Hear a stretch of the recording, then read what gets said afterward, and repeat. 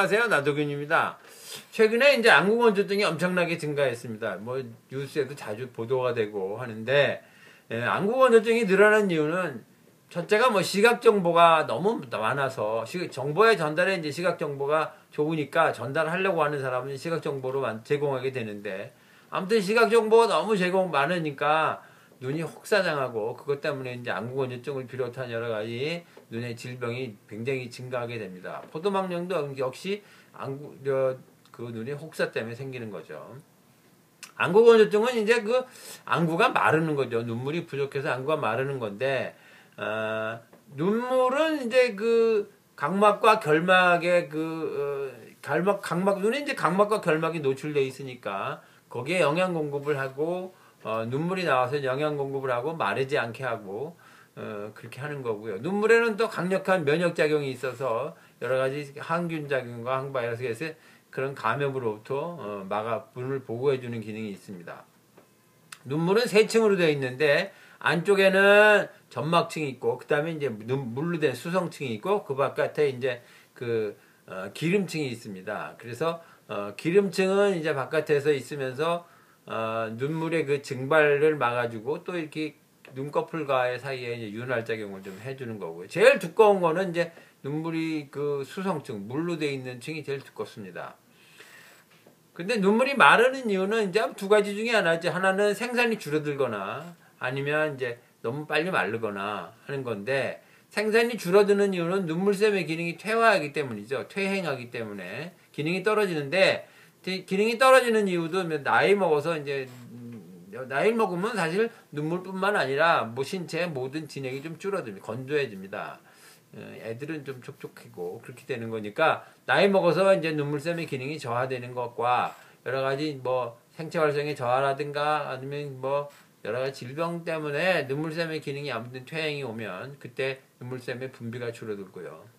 또 하나는 이제 빨리 증발되는 이유는 눈을 깜빡이는 것이 줄어드는 게 가장 중요합니다. 그러니까 요즘에 시각 정보가 많으니까 시각 정보라는 것이 좀 자극적이고, 그래서 보다 보면 눈을 깜빡이지 않고 보게 되는 그런 일이 생기기 때문에 그 눈을 뜨고 있는 시간이 길어지니까 당연히 빨리 마르는 거죠. 그 다음에 눈을 깜빡이면서 이제 눈물을 눈에 발라주는 건데, 그것 때문에 줄고, 그 다음에 또 하나는 일이 많아져서 업무가 많아지면 업무 깨어있는 동안에 뭐 눈은 계속 뜨고 있으니까 결과적으로 눈을 뜨고 있는 시간이 길어지면 눈이 혹사당하고 눈이 피로해지니까 빨리 마르게 됩니다.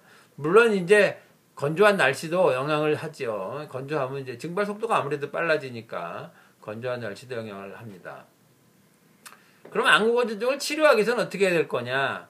뭐 절대적으로 눈의 피로를 줄여야 됩니다. 그래서 업무 시간을 줄여야 되고, 그 다음에 업무 중에는 눈을 자주 깜빡이고, 그 다음에 집중을 너무 집중해서 보는 걸 하지 말고, 약간 좀 집중해서 봐야 할 것 같으면 확대해서 보거나 무슨 조령을 부려야 되고, 그 다음에 자주 쉬어야 됩니다. 자주 쉬어서 눈의 피로를 풀고, 그 다음에 눈의 혈액순환을 증가시켜야 되고, 움직이는 것이 혈액순환을 증가시키니까 이렇게 해서 피로를 풀어야 되는 그런 요령을 가지셔야 되고요.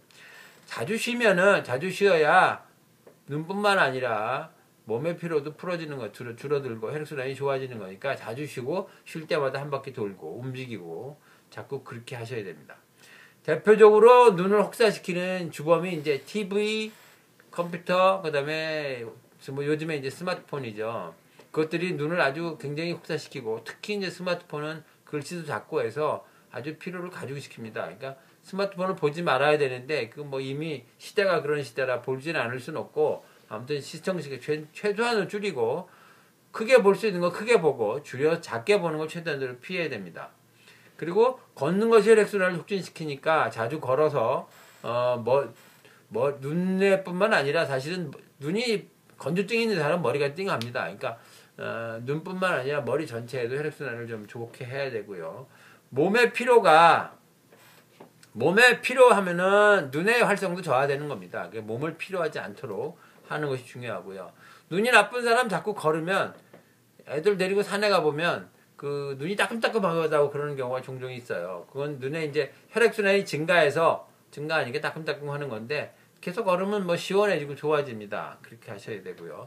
88기공 제가 늘 말씀드린 88기공은 눈의 생체 기혈의 순환을 좋게 해서 활성을 높이니까 안구건조증의 예방과 치료에 모두 좋습니다. 지금 말씀드린 건 사실 눈의 혹사를 피하고 하는 건 예방과 치료에 모두 좋기 때문에 꼭 하셔야 되고요.